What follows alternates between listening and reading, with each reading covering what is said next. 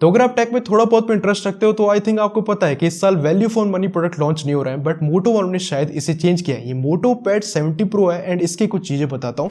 Latest type सी port आपको मिल रहा है, एक बहुत बड़ी हाई रेजोल्यूशन की डिस्प्ले, और इस बड़ी डिस्प्ले का प्रॉपर एडवांटेज लेने के लिए एक अच्छा सा सॉफ्टवेयर। और ये जो मोटो पेन है बॉक्स के अंदर ही है, एक बहुत बड़ी बैटरी और एक पावरफुल स्नैपड्रैगन का प्रोसेसर, और ये सारी चीजें अंडर 35,000। अब आई थिंक आप इससे इंप्रेस हो चुके हो, लेकिन रियल लाइफ में कैसा है और क्या इस पे इतने पैसे लगाने चाहिए वही जानते हैं बहुत सिंपल तरीके से। पहली बार चैनल पे हो, मेरा नाम है प्रवीर, प्लीज सब्सक्राइब करना अगर आपको वीडियो अच्छी लगती है। सबसे पहले आप बॉक्स कंटेंट देखोगे, यहाँ पे आपको टैब मिल रहा है, साथ में चार्जिंग केबल है, चार्जर है और मोटो पेन जैसे का बॉक्स के अंदर ही है, तो आपको अलग से नहीं खरीदना है।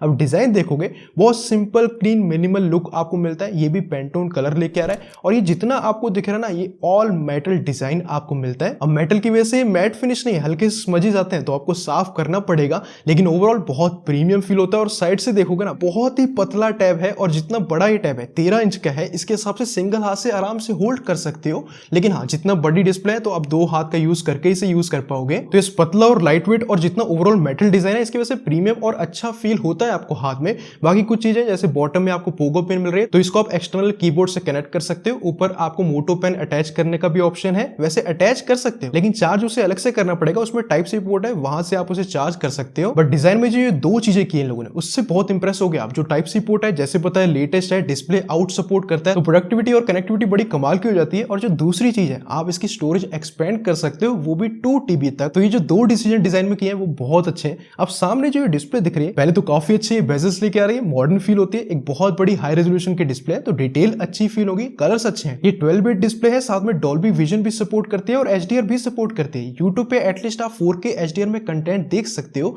लेकिन नेटफ्लिक्स में वहां पे HDR10 और डॉल्बी विजन नहीं है, वहां पे वाइड वन L1 आपको मिलता है। इसके अलावा रिफ्रेश रेट 144 हर्ट्ज का है, और लिटरली आप इसे फील कर सकते हो, इधर उधर स्वाइप करते हो, टच बहुत ही रिस्पॉन्सिव फील होता है। और आपको अराउंड 800 निट्स की HBM ब्राइटनेस मिल रही है, आउटडोर में छाया वगैरह के नीचे आप यूज कर पाओगे। इसके अलावा इस डिस्प्ले में मोटो पेन यूज करते हो, बहुत ही रिस्पॉन्सिव फील होता है, रिस्पॉन्सिवनेस काफी अच्छा है। और साथ में प्रेशर सेंसिटिविटी भी लेके आता है, मतलब ज्यादा प्रेशर लगाओगे तो थिक लाइन प्रोड्यूस होगी, कम प्रेशर लगाओगे तो थिन लाइन प्रोड्यूस होगी। और हाँ, ये पाम रिजेक्शन भी, नोट्स वगैरह स्केच वगैरह बनाते हो तो आप स्क्रीन पे हाथ भी रख के आराम से करना चाहोगे तो आप कर सकते हो। तो ये मोटो पेन अच्छा फील हो रहा है, टिल्ट सपोर्ट भी है, नोट्स वगैरह स्केच वगैरह बनाने में और इजी हो जाता है, एंड साथ में मिल रहा है, ये भी अच्छी बात है। अच्छा, मल्टीमीडिया एक्सपीरियंस में डिस्प्ले आपने देखी, लेकिन साउंड क्वालिटी के अंदर क्वाड स्पीकर आपको मिल रहा है, और जैसा मोटो वाले हर बार करते हैं, यहाँ भी डॉल्बी एटमॉस का सपोर्ट है, और ये जो स्पीकर है वो ट्यून्ड बाय JBL भी है। सीधे इनकी साउंड क्वालिटी सुनना। यस, वैसे तो टेस्ट में आपने सुन लिया कि काफी लाउड है और अच्छा बेस प्रोड्यूस कर रहे हैं, लेकिन थोड़ा आप वोकल्स भी इस पे सुनना। हमारी ख्वाहिश थी कि चंद्रराव स्वराज्य का हिस्सा रहे। तो यस, मूवीज वगैरह ज्यादा देखोगे, वेब सीरीज देखोगे, कमाल के आपको वोकल्स मिलेंगे, साउंड क्वालिटी बहुत ही अच्छी आपको फील होगी। वैसे अभी तक मेरी भी साउंड क्वालिटी आपको अच्छी फील हो रही है, तो प्लीज वीडियो को लाइक शेयर एंड कमेंट कर दो, इससे वीडियो चलने के चांस ज्यादा रहते हैं। कुछ भी आप कमेंट कर सकते हो। अब सॉफ्टवेयर परफॉर्मेंस से पहले मैं इसे आपको बताना चाहता हूँ, ये मोटो के फोन जैसे सॉफ्टवेयर नहीं है, इसमें एकदम अलग Zen UI 18 आपको मिल रही है, जो कि बेस्ड है Android 16 पे।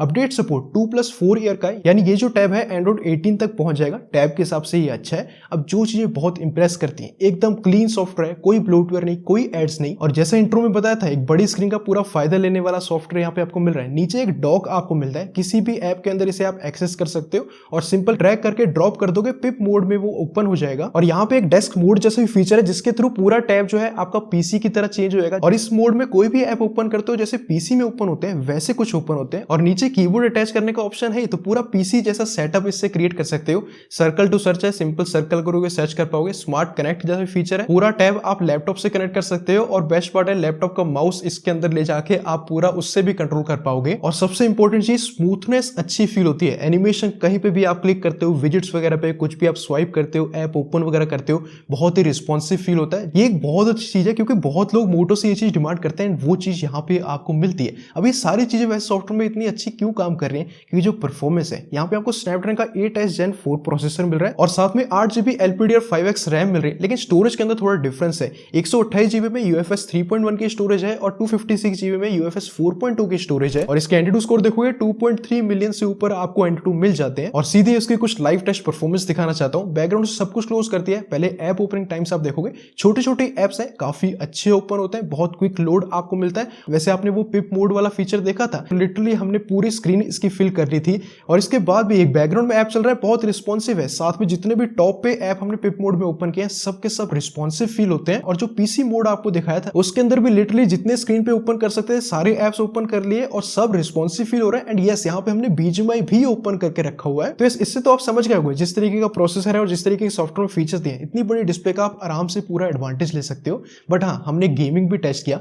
बीजीएमआई के अंदर जैसे ये 90 FPS सपोर्ट करता है और अगर आप जायरो प्लेयर हो उसमें भी आपको डिले नहीं मिलता है। लेकिन हमने FPS टेस्ट भी किया, बीजीएमआई, सीओडी और जेनशिन तीनों के आप FPS स्टेबिलिटी वाले ग्राफ देखोगे, सब में आपको अच्छी स्टेबिलिटी मिलती है। एवरेज FPS बीजीएमआई में 89 आपको मिल रहा है, सेम सीओडी के अंदर 117 FPS मिल रहा है और जेनशिन के अंदर भी 59 FPS मिलते हैं। तो इस परफॉर्मेंस भी अच्छी खासी मिल रही है। एंड ओवरऑल एक मेटल बिल्ड लेके आ रहा है ना, तो हीट जल्दी बाहर निकलती है, जल्दी थोड़ा वार्म फील होता है। लेकिन सीपीयू स्टेबिलिटी इसकी वजह से काफी अच्छी है, ऑलमोस्ट ग्राफ इसका एकदम ग्रीन में रहता है। तो इस परफॉर्मेंस में ऐसा कुछ शिकायत नहीं होगी आपकी। एंड सेम बैटरी के अंदर भी 10200 mAh की आपको बैटरी मिल रही है, साथ में 68 वॉट का चार्जर है जो 45 वॉट की स्पीड से इसे चार्ज करता है। 2 घंटे लगा देता है इसे चार्ज होने में, लेकिन आराम से इस पे आप 9 से 10 घंटे का स्क्रीन ऑन टाइम एक्सपेक्ट कर सकते हो। गेमिंग के साथ भी आपको अच्छी बैटरी लाइफ देता है। और जो कनेक्टिविटी है, वाईफाई 7 आपको मिल रहा है, ब्लूटूथ वर्जन भी 6 आपको मिलता है और टाइप सी पोर्ट का तो ऑलरेडी मैंने बता दिया। तो कनेक्टिविटी भी आपको अच्छी मिलती है। अच्छा, कैमरे के अंदर टैब में मोस्टली फोटोज वगैरह तो नहीं, लेकिन बैक कैमरा आपको यहाँ पे 13 MP का मिल रहा है, जिससे आप डॉक्यूमेंट वगैरह स्कैन कर सकते हो। और इसके कैमरे में प्रॉपर डॉक्यूमेंट स्कैन वाला ऑप्शन भी है, जैसे किसी डॉक्यूमेंट के आगे लेके जाओगे अपने आप वो डिटेक्ट कर लेगा और क्लिक करने के बाद डॉक्यूमेंट्स काफी क्लियर आते हैं। और फ्रंट में ना आपको इसमें 8 MP का सेल्फी कैमरा मिल रहा है। एंड इससे मोस्टली आप video call and meetings attend करोगे तो वो भी आप देखो। तो इसका जो फ्रंट कैमरा मैक्सिमम 1080p के अंदर वीडियो रिकॉर्ड कर सकता है। और ये जो ऑडियो भी आप सुन रहे हो वो इसी टैब के माइक से रिकॉर्ड हो रही है, तो आप इससे क्लियरली आइडिया लगा सकते हो। तो इस टैब के साथ जो भी आप कैमरे में काम करना चाहते हो वो भी ये अच्छे से हैंडल कर रहा है। एंड जैसे मैंने स्टार्टिंग में कहा था वो चीज आप याद करो, वैल्यू फॉर मनी तो ये फील होता है। एक हाई रेजोल्यूशन की अच्छी डिस्प्ले, क्वाड स्पीकर,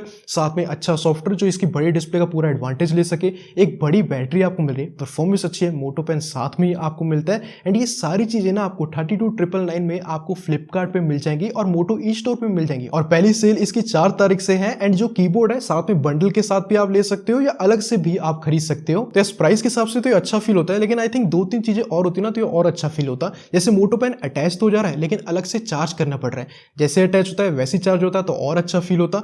डिस्प्ले में सपोर्ट बहुत अच्छा है, अच्छी क्वालिटी की है, लेकिन नेटफ्लिक्स में HDR10 डॉल्बी विजन वगैरह सपोर्ट आपको मिल नहीं रहा है, आई थिंक देना चाहिए था। और साथ में SD कार्ड का तो ऑप्शन है लेकिन वहां पे कोई सिम का ऑप्शन नहीं। आई थिंक हायर वेरिएंट के अंदर सिम का भी ऑप्शन होना चाहिए था।